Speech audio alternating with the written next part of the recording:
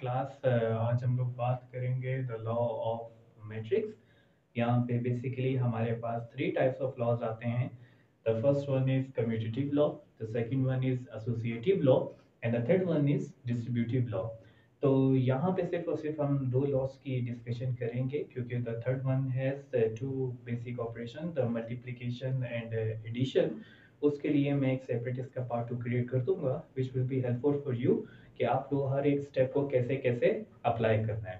तो without wasting any time let's start with the lecture of commutative law. अब जहां पे भी क्लास आपको कम्यूटेटिव का वर्ड नजर आए तो माइंड में रखें कि वहां पे आपने दो फैक्टर्स को डील करना है।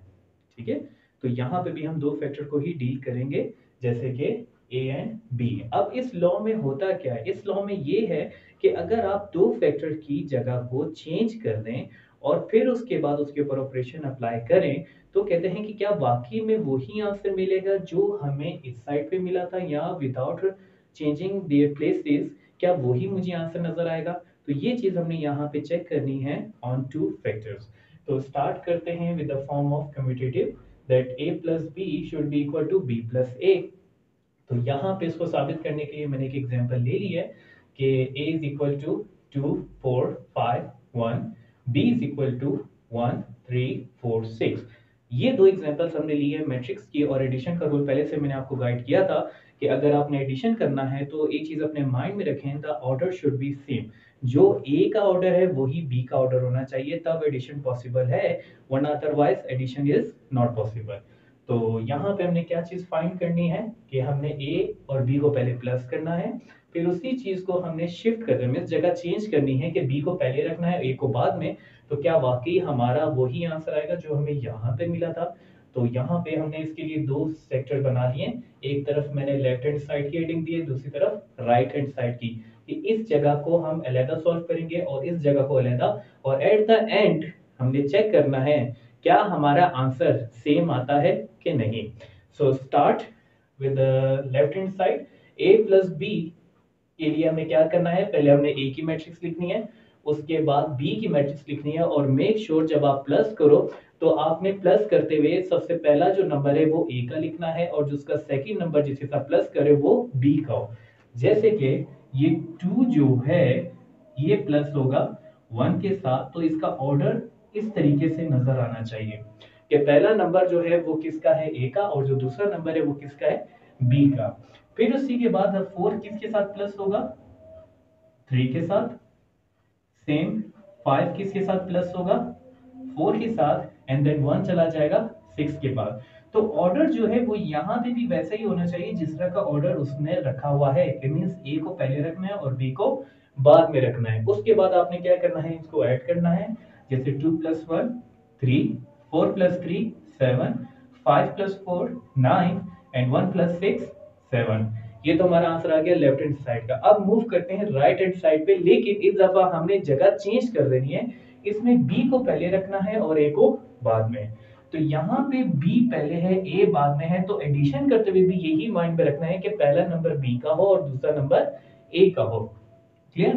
तो यहाँ पे मैं 1 किसके साथ प्लस कर रहा हूँ, 2 के साथ, 3 प्लस हो जाएगा 4 के साथ, एंड 4 प्लस होगा 5 के साथ, एंड द लास्ट 6 प्लस होगा 1 के साथ। और मैंने यही फॉर्मेट यहाँ पे भी रखा है जो फॉर्मेट मैंने ब्रैकेट के बाहर बताया है कि b पहले आएगा और a बाद में। अब जरा प्लस कर लेते, 1 plus 2 3, 3 plus 4 7, 4 plus 5 9 and 6 plus 1 7। अब ये इसका आंसर है और लेफ्ट हैंड साइड का भी आंसर है। लास्ट में हमने सिर्फ कंपेयर करना है क्या हमारा आंसर सिमिलर है या नहीं है। तो हमारी जो ब्रैकेट इस साइड की थी वो बिल्कुल सेम टू सेम इस साइड जैसी है, तो इस तरह मैं नीचे लिख सकता हूं, hence prove that a plus b is equal to b plus a। अब बात करते हैं एसोसिएटिव लॉ की। तो एसोसिएटिव लॉ में हम बेसिकली थ्री साइड्स को या थ्री फैक्टर्स को या थ्री थिंग्स को डील करते हैं। जैसे यहाँ पे लिखा है A B C and A B C, लेकिन अब फर्क क्या है, हम यहाँ पे किसी की जगह चेंज नहीं कर रहे, हमने यहाँ पे उनके सॉल्यूशन के स्टेप चेंज कर दिए है। कि मींस अगर आप लेफ्ट साइड पे कर रहे हो तो सबसे पहले आपने बी और सी को प्लस करना है, उसके बाद जो आंसर आएगा उसको आप ए के साथ प्लस करोगे। ठीक है, उसकी कंडीशन है, हमने उसको फॉलो करना है। सेकंड वो कहता है अब यहाँ पे राइट साइड पे आपने पहले ए और बी को हल करना है, फिर उसके बाद जो आंसर आएगा उसको आपने सी के साथ हल कर देना है। ठीक है, तो यहाँ पे हमने सबसे पहले माइंड में रखना है कि we have to use a form of board mass. हमने बोर्ड मास को फॉलो करना है, पहले ब्रैकेट को सॉल्व करना है, उसके बाद ही हम कोई ऑपरेशन करेंगे। और यहाँ पे भी हमने वही काम करना है जैसा कि उसने लॉ ने कहा है। तो स्टार्ट करते हैं अपना क्वेश्चन। तो यहाँ पे मैंने एक एग्जांपल आपके लिए रख दी है, जैसे a 2 4 5 1, b is equal to 1 3 4 6 and c is equal to 1 0 0 1। हमने तीन मैट्रिक्स की एग्जांपल लिए और उसके लिए हमने दो साइड भी क्रिएट कर लिए। इन दोनों साइड को भी उसी तरह सॉल्व करेंगे जैसे मैंने कम्यूटेटिव लॉ में दो साइड्स को सॉल्व किया था। अब यहाँ पे मैंने दोनों को ब्रेक डाउन कर दिया है, ये लेफ्ट साइड है, ये राइट साइड है। अब लेफ्ट और राइट में हमने सबसे पहले किसको टारगेट करना है, ब्रैकेट को। तो यहाँ पे मैंने ब्रैकेट फॉर्म को राइट कर दिया b एंड c। अब यहाँ पे टाइम ज्यादा वेस्ट ना हो तो मैंने इसको इधर ही सॉल्व भी किया है, एडिशन फॉर्म लिखा है। कैसे कि मैं सबसे पहले b के एलिमेंट लिखूंगा, उसके बाद ही c के एलिमेंट लिखूंगा। जैसे 1 + 1, यहाँ पे देख सकते हैं सबसे पहले b का क्या है 1, और उसके बाद मैंने प्लस किसके साथ किया था, c के पहले नंबर के साथ। सेकंड देख लेते हैं, कहता है 3 + 0, तो यहाँ पे 3 इसका सेकंड नंबर था और 0 जो था वो c का सेकंड नंबर था। सेम मैंने सारे इसी तरीके से एडिशन फॉर्म में लिख दिए हैं। अब सिर्फ में प्लस करना है, तो 1 + 1 2, 3 + 0 3, 4 + 0 4, 6 + 1 7। अब ये जो मेरे पास आंसर निकला है ये मेरे लिए बनेगा b + c का पार्ट। और अब b + c का जो पार्ट है इसको मैंने लेके जाना है a के पास और उसके साथ मैंने इसको प्लस करना है and then I will check what will be the answer. और जो आंसर आएगा इस आंसर को कंपेयर करना है उसके राइट साइड के साथ। तो यहाँ पे मैंने सबसे पहले माइंड में रखा कि मैंने जो a plus in the answer of b + c रखा है तो फॉर्मेट भी यही होना चाहिए आपका। ठीक है क्लास, अगर तो फॉर्मेट चेंज हुआ the examiner will be cut your marks, कि आपने इसका पहले नंबर लिखा है बाद में ए लिखा है, तो यहाँ पे वो चीज को चेक करके उससे नंबर डिडक्ट करता है। चलो खैर हमने यहाँ पे तो ये डन कर दिया है। जैसे ए के एलिमेंट क्या थे मेरे पास 2 4 5 1, तो सब में पहला नंबर किसका होना चाहिए, ए का।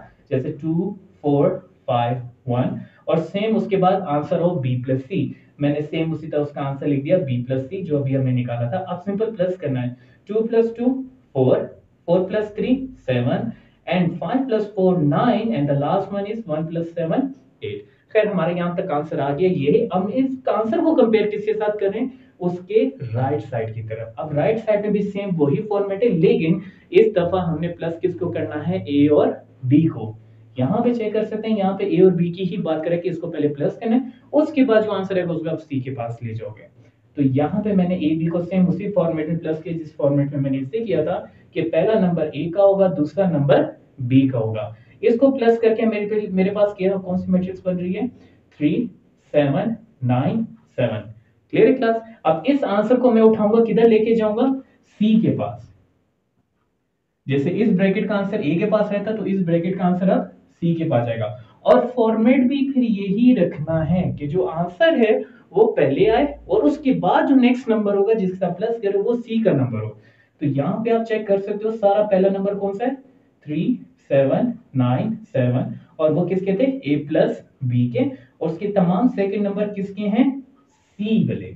क्लियर। अब प्लस करेंगे 3 + 1 4, 7 + 0 7, 9 + 0 9 and 7 + 1 8।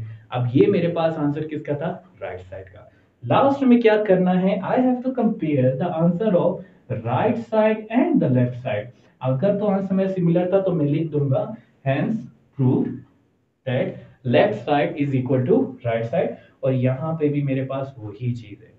I hope class clear हुआ होगा आपको कि लॉज को कैसे मतलब अटेंड किया जाए या लॉज को कैसे समझा जाए और इनका मकसद क्या होता है और किस तरीके से इसको परफॉर्म करते हैं। Thank you class, Allah Hafiz.